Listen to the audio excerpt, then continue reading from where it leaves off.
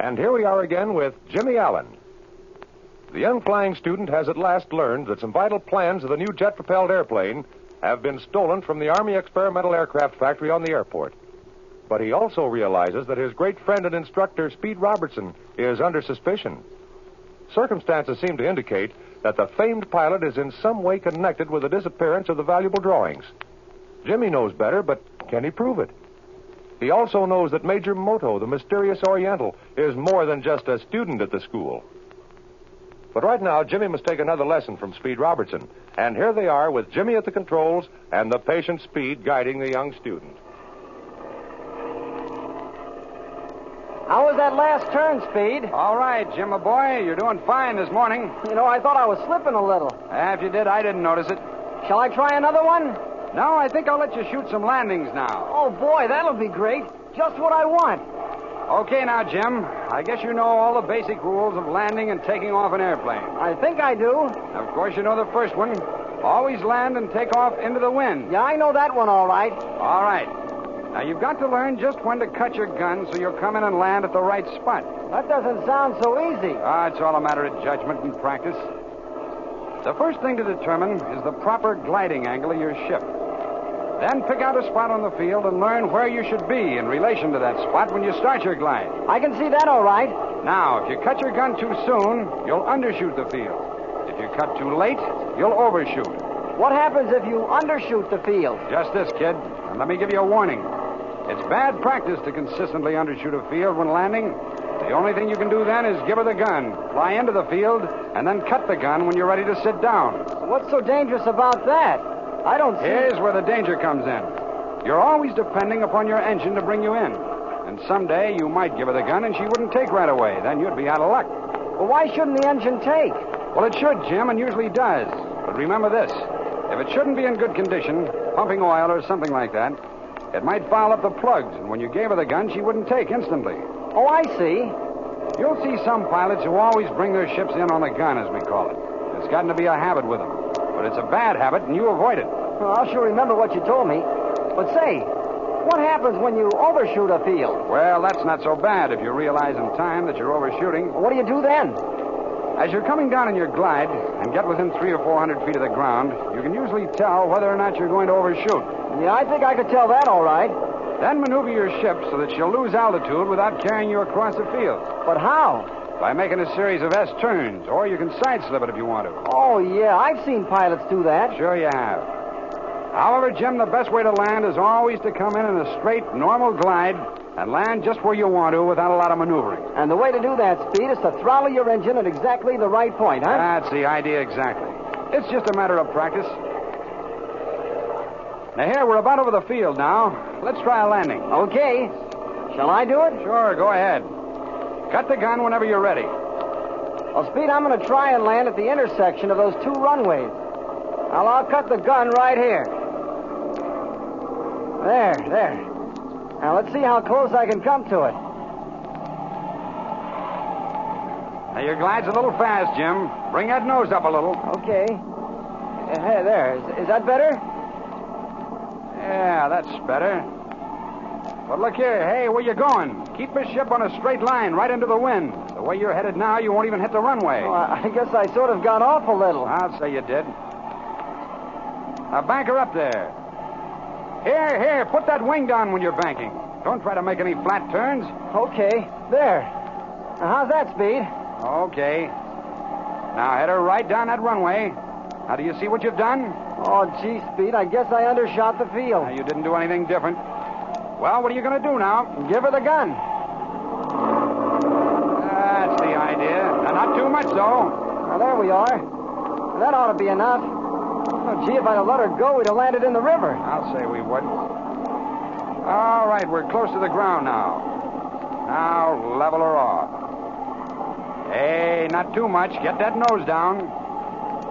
Now, hold it off. Hold it. Now, get your tail down. Hey, not so much.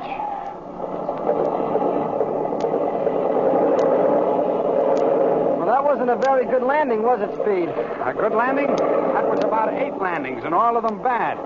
That's all right, kid. You did well for the first time. Well, it didn't seem very good to me. What did I do wrong? You leveled off too soon. Then you got one wing down slightly. If the ground had been 25 feet higher, it'd have been a good landing. Then you put your tail down before we'd lost all your flying speed. Oh, gee, there's a lot of things to think of in those last few seconds. Just a matter of practice, kid. In a few days, you'll be making swell three-point landings. They're the best kind, aren't they? Yes, sir. You put the two wheels and tail skid on the ground at exactly the same instant. Your landing will then be okay. Say, I heard of a three-point landing the other day that wasn't okay. You mean that student who landed on two wheels in the engine? Yeah, that's the one. Yeah, that was a three-point landing, all right. But don't try that kind, at least when I'm along. Well, taxi into the line, kid. Someone else may want to use this runway. Okay.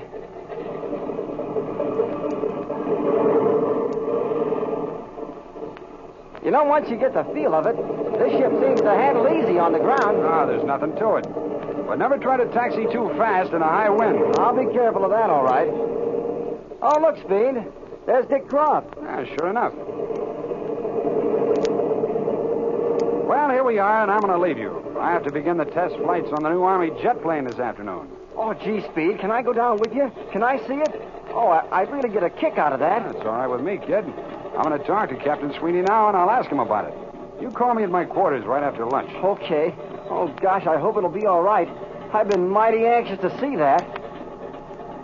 Well, hi, Jimmy. Hello, Mr. Robertson. Oh, hello there, Dick. Hello, Dick. How are you? Well, Jim, I'll be leaving you. Call me right after lunch. Okay. So long, Speed. Oh, say, I sure hope I do better on my landings tomorrow. You will. Don't worry, Jim. Yeah, wait till I cut my switches, Dick, and I'll be right with you.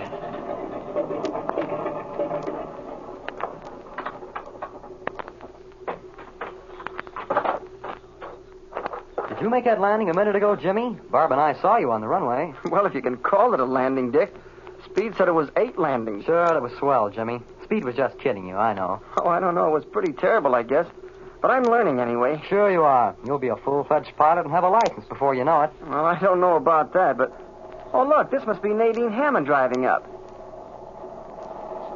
Oh, yeah, that's she, all right. She's the girl who drove Speed and me into town the other day when we bailed out. It's a good-looking car and not a bad-looking girl.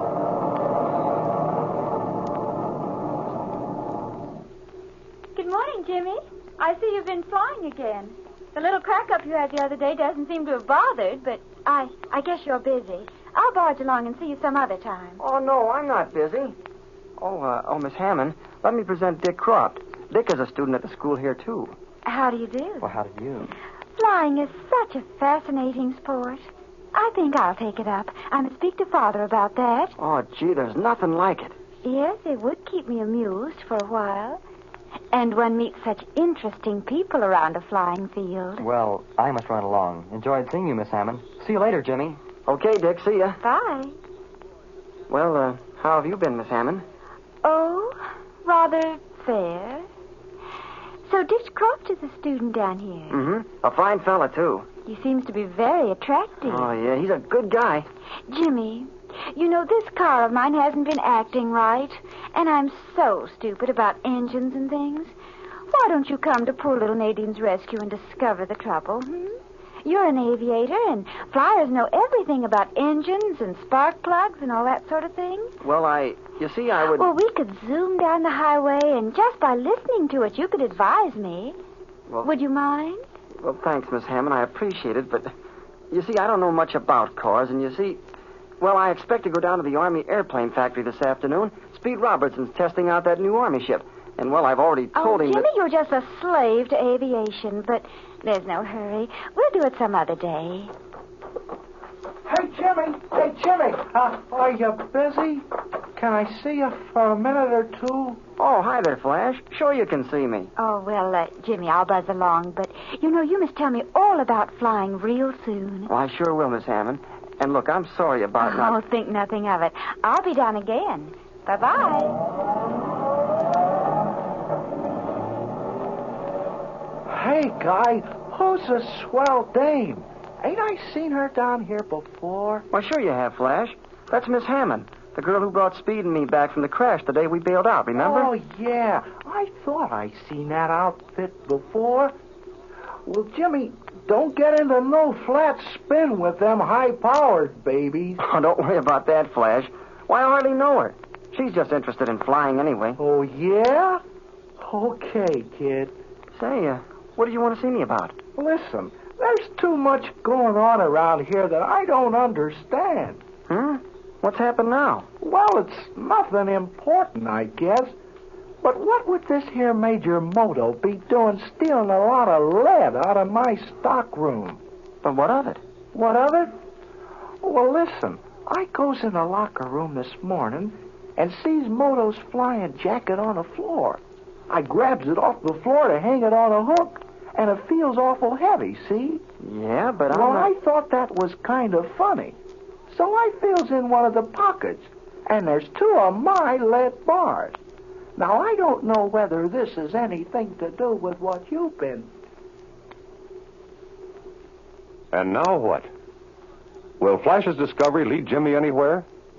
Will Speed's flight test of the sensational, mysterious jet-propelled fighter reveal anything? Jimmy's mighty anxious to see this new ship, and so are we. Let's watch developments in the next episode of The Air Adventures of Jimmy Allen.